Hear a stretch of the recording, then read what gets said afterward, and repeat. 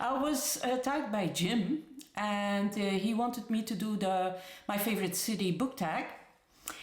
And he expected I would do Berlin, because I really like Berlin. It's really a cool city and has a lot of history.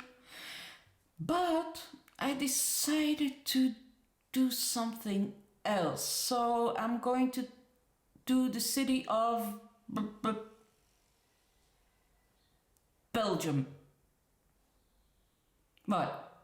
Belgium isn't a city. It's a country, yeah, that's true. But, you know, Belgium is so small with so many cities. It's actually cities with a little bit of green in between. So you can consider it as one big city. Well, big. Belgian size, of course. So yeah, I chose Belgium. First off is Bruges, which is close to Brussels. Bruges is beautiful, absolutely beautiful. It's picture perfect. It's also a bit boring. There's nothing that can annoy you. Practically, it's perfect. It's beautiful. It's beautiful to visit. If you want to come to Belgium, you must pay Bruges a visit. Really do. Or if you come to Europe in general, it really is a beautiful city. Really is. It's small, compact. Everything is walkable. There are very few cars. It's perfect. But you have to know that I lived very close to Brugge. It was like at the end of our street we saw two signs. One was going to the right and it said Bruges 23 kilometers and Ghent 22 kilometers. I have visited Bruges maybe 10-15 times in my life. And I've lived close by for 23 years. I have visited Ghent, so to the left, millions of times. Really, I come home in Ghent, so yeah. But anyway, Bruges. Let's go back to Bruges. It's picture perfect. What book to you is very well written and maybe too perfect to really grasp you? For me, it's Susan Sontag. All her novels, I can see the perfection, I can see the skill, the métier of the author. I can see that she is a really, really, really good writer. Her language is stunning. But for me, it's too perfect. It's too polished. I have no sympathy. I have no feelings. It doesn't grasp me at all. Her essays is another thing. I really like on photography and her essays on art and everything. I really, really enjoy those. That's perfect. But I even had that same feeling with her diaries. I really liked her first part, the part from the 40s till the 60s. I really liked those because it felt really the growth of a young author and the development of the talent. Parts 2 and 3 were already too polished for me because she kind of already knew that her diaries are written to be read later. And that for me took away its magic. For you, who is an author or a book that is perfect but doesn't grab you? Second one. Let's go to the other side, to the left. 22 kilometers further on, close to Brussels, is Ghent. Ghent is, yes, like I said before, it's my favorite city. It's beautiful. It's the city of the anarchists. It's a lot of painters live there. A lot of rebels live there. Still live there. yeah, it has a lot of culture. You will never get bored in Ghent. That's impossible. There's so much to do and so much to see and so much to visit, and history is so rich and colorful. As I said, it was the city of anarchists. And what is to you the most likable character in a book or in life? For me, that was Elizabeth Costello. I really love her. She's the favorite character of Coetzee. He uses her in a couple of books, and this is the book that is really dedicated to her. I love her. I love her. She is the cat lady, the crazy cat lady, basically. It's perfect. Coetzee is a bit of a Marmite kind of writer. You hate him or you love him. I quite like him. He can make me angry though. He's really good at that. But I really like his work, and especially when Elizabeth Costello is popping up in his books. Then maybe a good anarchist for me is also Patricia Highsmith. I devoured this book in a week. It's 1,000 pages, her diaries and notebooks. Oh. She stayed true to herself. Unlikable, 100% sure of that, a drunk.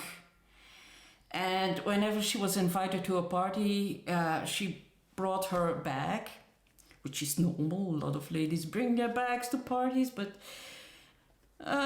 it's less likely that you would put salads in your bag and a couple of 100 snails.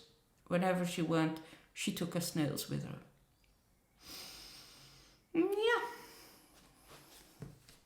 Snails. I don't even bring my dog to parties. Or only when people really know me well and knows Muffin well. But snails? So yeah, let's go to another city, Antwerp. Antwerp is close to Brussels. There's a lot of theatre going on there. There's a lot of... it's also very known for its fashion. There's a really, really good fashion school there. Oh, they know how to sell themselves well. What hyped book was a complete disappointment to you? For me, Great Circle. Enter Paradise. Oh my God, what a waste of beautiful trees. You know, Maggie Shipstead really can write. She can. But she can't tell a story yet. She has to learn how to edit, how to know what is important to a story and what isn't important to a story. I like details, I really do. I like historical correctness, accuracy. But you don't have to tell everything. We have an imagination too. Oh, and that second timeline with the actress. I don't care about Hollywood actresses. I really don't. Who does? And to Paradise, well, if you only want to make your readers feel miserable, well, you've succeeded. And, you know, you have authors like Douglas Stewart who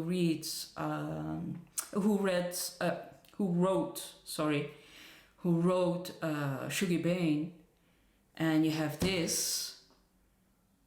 Well, Sugar Bane is 10 times better. It's miserable, but there's always a glimmer of hope. No hope here. No, seriously. You just took my money, that's all. Another city close to Brussels, and besides the seaside, is Ostend. I really love that city. I call it a bit Brussels by sea.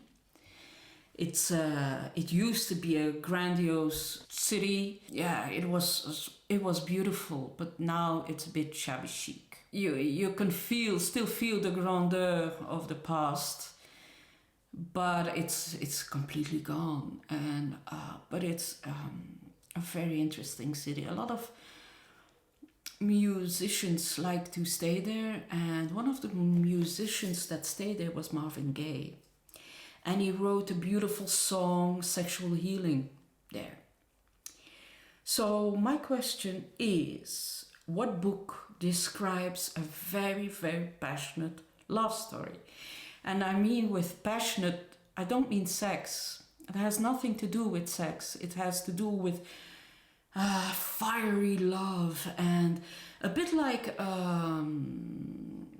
if you have ever seen the movie Vicky Cristina Barcelona, it's the love relationship between Javier Bardem and Penelope Cruz. That passion, that fire, that heat.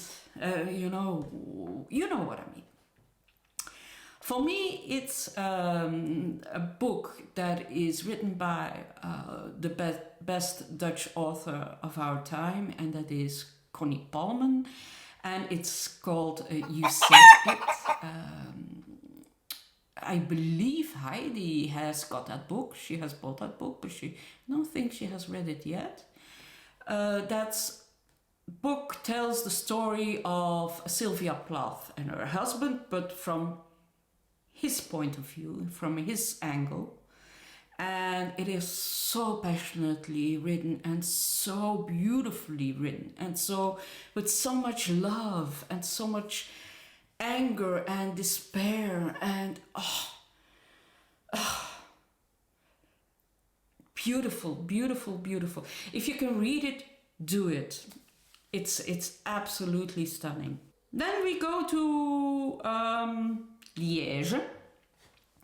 Liège is a city close to Brussels, and it's known for its waffles, and it's a really nice city to visit. Lots of greenery, beautiful, beautiful train station by Calatrava. And I was wondering, what book that features a train or a train station really made an impression on you? For me, here she is again, Patricia Highsmith. Strangers on a Train. Can you imagine two people sitting on a train and they decide to commit each other's murders? One has to kill the other one's wife, and the other one his father. Beautiful. It has some really, really good passages in it, and especially also the movie by Hitchcock has some really good, beautiful scenes in there. Charleroi. Let's go to Charleroi. It's also the French part of Belgium, close to Brussels, and it's known for its long-lost industry. It's a bit of a rundown city. It has had its best days, but it's also has its beautiful people, and the people that live there are very sweet and nice, and so it's a bit misunderstood. And what book was a long-time favorite of yours, and once you reread it, you thought, hey, wait a minute, that's not good? Or the other way around, what book that you first didn't like and then reread it and really loved? What's that for you? For me, I had to read The Matrix twice to really love it. I loved The Three Musketeers when I was young. Not anymore. What entitled, spoiled brats are they? What a group of annoying guys that can do whatever they want and never get punished for it. No. There's nothing heroic about those Musketeers. Nothing. They're spoiled, they're entitled, they can do whatever they like because they're rich. Not because they're brave. They're rich. That's it. They're rich. Go figure. Then we go to another city. It's a city that I visited many times because my brother lives there. It's the city of Bouillon. Bouillon is close to Brussels, and it's known for its fortified castle. And a man named Godefroy de Bouillon, or Gottfried of Bouillon. He was the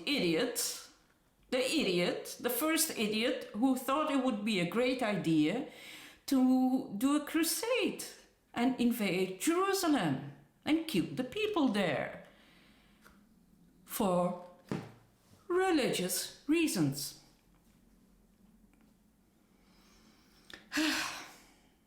Religion, war.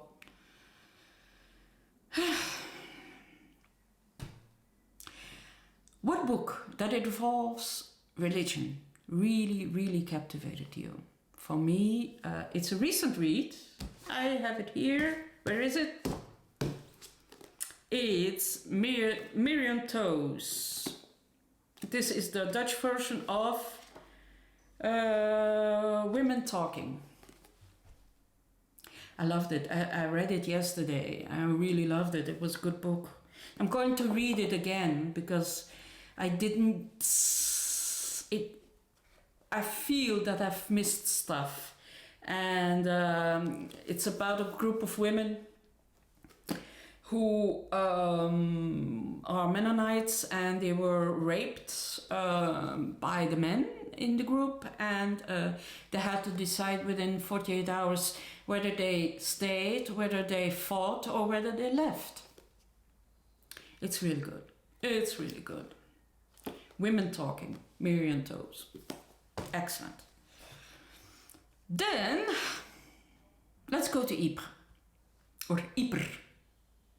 Ypres is close to Brussels. It's the city that is known for, well, the horrible First World War. Whenever you go there, you can feel the heaviness of death. You can still feel the heaviness of there's so many, the millions of lives lost there. You can see seas of white crosses everywhere. And it's still in the veins of Ypres. It's beautiful to go there, but it's a bit sad though. What is the best book about war you've read, and what's the best anti-war book you've read? For me, it's Johnny's Got His Gun by Trumbo, which is an amazing story. It's one of the last victims of the First World War. The surgeons had time, and they wanted to do sort of a tryout. So they patched him together, and he is laying there in his bed. He has actually no face, no mouth, no ears, no arms, no legs, and he only has his mind. And Trumbo really got into his character and described the horrible world that character is living in, and it's the best anti-war book you can read. The other book about war is also about the First World War, and that is War and Turpentine by Stefan Hertmans. It's a beautiful book about... so Stefan Hertmans is a well-known writer here in Flanders, and he was given notebooks from his granddad or his dad, I'm not sure, his granddad, I believe. And he refused to read them for a very long time, but he couldn't get them out of his head. And it's his diaries about during the First World War, what happened there, and also about his time as a painter. He was an artist, and hence the title War and Turpentine. It's really beautiful. It's really tells well the story of how we experienced the war at that time, how my grandfather experienced the war at that time. So it's really our story, and I loved it. I really loved it. Then, I forgot a city. Brussels! Yes, Brussels. Brussels is the capital of Europe in a way. It is the capital of Europe. All the European Commission is here. The NATO is here. There's a lot of things going on in Brussels. A lot of things that are decided in Brussels. A lot of people that are angry at Brussels. Understandable, but hey, there you go. Brussels is not a picture-perfect city. Brussels is a city that is difficult. Brussels is a city that is really a mystery in a way. They always say it's a bit like a mysterious woman that you have to take your time to get to know. And that's true.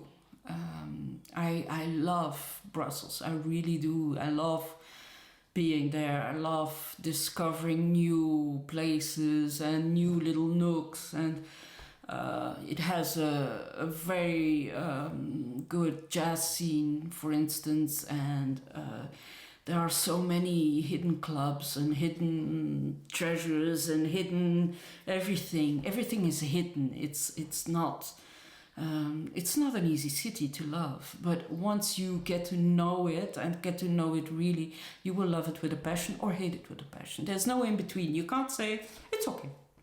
If you say it's okay, you haven't really taken the time to learn to know it. But it's also dirty, and it's it has a lot of issues, and it has a lot of difficulties. And Brussels is also known, and what is Belgium most known for most people, not only beers and chocolate, but also comic books. And Tintin, we call him Kuifje, the French call him Rintintin. For me, a new discovery, and he tells the story of Brussels so well.